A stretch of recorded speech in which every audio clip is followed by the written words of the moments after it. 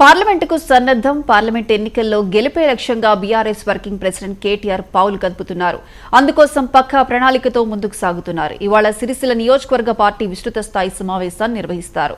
ఉమ్మడి జిల్లాలో సిరిసిల్లతో మొదలవుతాయి ఈ సమావేశాలు.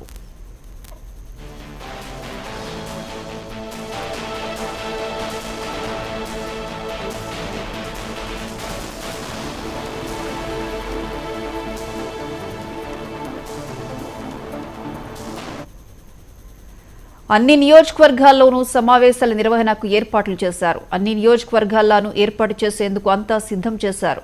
ఇతర పార్టీలు చేసిన దుష్ప్రచారాన్ని తిప్పికొడుతూ వాస్తవాలను ప్రజలకు తెలపడంతో పాటు ఎన్నికల్లో అనుసరించాల్సిన వ్యూహాలపై కేటీఆర్ దిశానిర్దేశం చేయనున్నారు.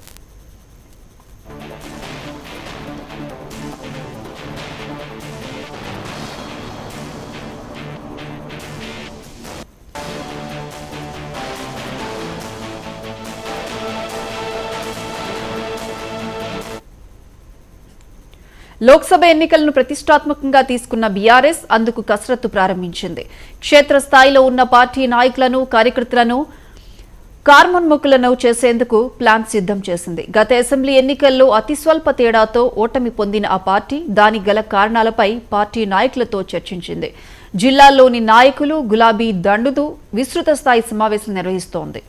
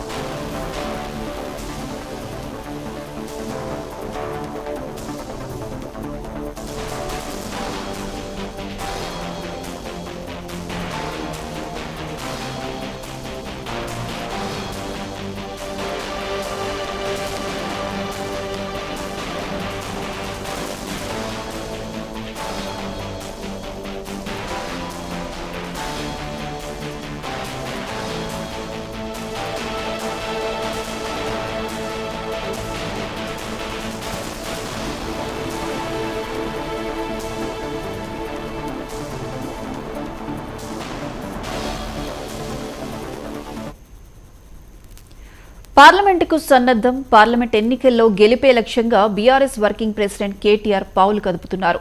అందుకోసం పక్కా ప్రణాళికతో ముందుకు సాగుతున్నారు. ఇవాళ సిరిసిల్ల నియోజకవర్గ పార్టీ విస్తృత స్థాయి సమావేశాన్ని నిర్వహిస్తారు. ఉమ్మడి జిల్లాలో సిరిసిల్లతో మొదలవుతాయి ఈ సమావేశాలు.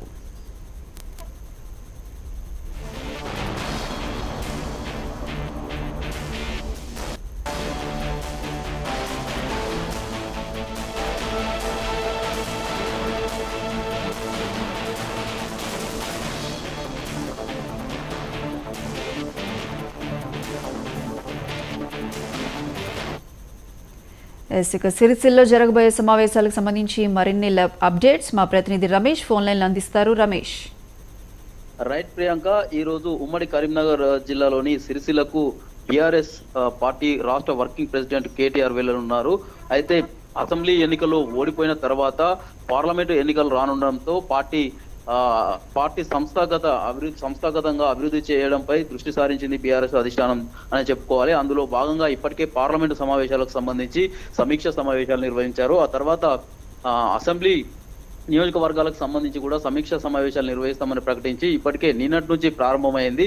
అయితే ఫిబ్రవరి 10 వరకు కూడా ఈ సమీక్ష సమావేశాలు కొనసాగుతాయి. ఈ రోజు సిరిసిల్లలో ఆ పార్టీ కార్యకర్తలతో సమావేశమై అక్కడ పార్టీ నెక్స్ట్ ఎన్నికల్లో గెలవడానికి ఏం చేయాలి వారి నుంచి పలు సూచనలు కూడా తీసుకొని ఉన్నారు. గత ఎన్నికల్లో ఓడిపోవడానికి గల కారణాలను కూడా అక్కడ కూడా కార్యకర్తలతోని అడిగి తెలుసుకొని ఉన్నారు. అయితే ముఖ్యంగా నెక్స్ట్ కరీంనగర్ పార్లమెంట్ స్థానాన్ని గెలుచుకోవడంపై కూడా దృష్టి సారించినట్లుగా మనకు అర్థమవుతుంది కేటీఆర్. అయితే ముఖ్యంగా పార్టీ ఓడిపోయిన తర్వాత కాంగ్రెస్ అధికారంలోకి వచ్చిన తర్వాత సిరిసిల్లలో ముఖ్యంగా చూసుకున్నట్లయితే చేనేత కార్మికుల పరిస్థితి దయనీయంగా ఉందని చెప్పి పదే చెప్తున్న పరిస్థితి ఉంది. అక్కడ వారి సమస్యలపై కూడా పోరాడాలని చెప్పి కూడా అక్కడ ఉన్న కార్యకర్తలకు పలు సూచనలు కూడా చేసే అవకాశం అయితే కనిపిస్తా ఉంది. ఎట్టి పరిస్థితుల్లోనూ ఈసారి కరీంనగర్ పార్లమెంట్ స్థానాన్ని గెలుచుకొని తీరాలి అని చెప్పి కూడా ఇప్పటికే కార్యకర్తలకు కూడా సూచనలు కూడా అందించినట్లుగా తెలుస్తా ఉంది. ఇదే విషయాన్ని ఈ రోజు ముఖాముఖిగా కలిసి సూటిగా నేరుగా కలిసి కూడా వారికి తెలియజెప్పే అవకాశం అయితే కల్పిస్తా ఉంది. అయితే కరీంనగర్ లో తెలంగాణ బలగం పేరుతో ఒక సోషల్ మీడియాలో పనిచేస్తున్న వారితో కూడా నేరుగా కలిసి వారికి ఏమైనా సమస్యలు ఉన్నాయా, ఇంకా గట్టిగా కూడా సోషల్ మీడియా ద్వారా తెలంగాణ గత ప్రభుత్వం మంచి పనులను కావచ్చు, నెక్స్ట్ ఈ ప్రభుత్వంలో ఉన్న అంటే లోపాలను కానీ ప్రజలకు తెలియపరచాలని కూడా వారికి కూడా సూచించే అవకాశం ఉంది. అయితే మొత్తం మీద కార్యకర్తలను సమాయత్తం నెక్స్ట్ ఎన్నికలకు సమాయత్తం చేయడానికి కూడా కేటీఆర్ కావచ్చు, అధిష్టానం కావచ్చు తీవ్రంగా ప్రయత్నిస్తుంది అని చెప్పుకోవాలి. ప్రియాంక, రమేష్ చెప్పండి, అయితే ఈ లోక్సభ ఎన్నికలను బీఆర్ఎస్ ఎంతో ప్రతిష్టాత్మకంగా తీసుకుంది, ఎటువంటి వ్యూహంతో ముందుకెళ్లబోతోంది? అంటే కింది స్థాయి కార్యకర్తలు అంటే ముఖ్యంగా చూసుకున్నైతే ప్రజలు ఏ ఇబ్బందులతో ఇప్పటికీ వచ్చి అంటే కాంగ్రెస్ ప్రభుత్వం వచ్చిన తర్వాత ఏ ఇబ్బందులను ఎదుర్కొంటున్నారు, ఆ సమస్యలపై అంటే ప్రజా సమస్యలపై కార్యకర్తలు పోరాటం చేయాలి. దాని ద్వారానే అంటే ఎందుకంటే నెక్స్ట్ ఎన్నికలు గెలవాలంటే అదే ముఖ్యం కనుక ఖచ్చితంగా ప్రజా సమస్యలపై పోరాడాలని చెప్పి కార్యకర్తలకు కూడా సూచించే అవకాశం ఉంది. కార్యకర్తలు ప్రభుత్వం పోయినంత మాత్రాన దిగులు చెందాల్సిన అవసరం లేదు. ఎందుకంటే టిఆర్ఎస్ పార్టీగా ఉన్నప్పుడు ఇప్పుడు బీఆర్ఎస్ పార్టీ అయిన టిఆర్ఎస్ పార్టీ ఒకప్పుడు పోరాట ప్రతిభ నుంచే వచ్చింది. ఎట్టి పరిస్థితుల్లోనూ అంటే మనకు ఒకప్పుడు కూడా బలగం లేదు, అంత బలహీనంగా ఉండి కూడా మనము రాష్ట్రాన్ని సాధించాము. ఇదే విధంగా కార్యకర్తలను ఉత్తేజపరిచి నెక్స్ట్ ఎన్నికలకు సమాయత్తం చేసే అవకాశాలు కనిపిస్తున్నాయి. మొత్తం మీదనైతే ప్రజా సమస్యలు 6 గ్యారంటీలు ఏవైతే ఉన్నాయో ఇప్పటికీ 2 అమలు అవుతున్నాయి, ఇంకా 4 అమలు కావట్లేదు. ఆ అమలు కాని సమస్యలపై దృష్టి సారించాలి. ఎందుకంటే ప్రజలు ఇంకా ఏ ఇతర సమస్యలతో బాధపడుతున్నారు, అటు ఆటో కార్మికులు కావచ్చు, అంటే ఉచిత బస్సులు మహిళలకు కల్పించడం ద్వారా, ఇటు ఇంకా ఇతర సమస్యలు అంటే గ్రామాల్లో ఇంకా ఏవైనా అంటే చిన్న చిన్న సమస్యలు ఉన్నాయో వాటికి ప్రజలకు సంబంధించిన సమస్యలపై పోరాటం చేయడం ద్వారా ప్రజల్లో మమేకమై తిరిగి ఎక్కడైతే జస్ట్ 1.84 సంథింగ్ ఓటింగ్ % తేడాతో ఓడిపోయామో దాన్ని సాధించడం కూడా ఈజీ అని చెప్పి కూడా ఇప్పటికే బీఆర్ఎస్ అధిష్టానం భావిస్తోంది.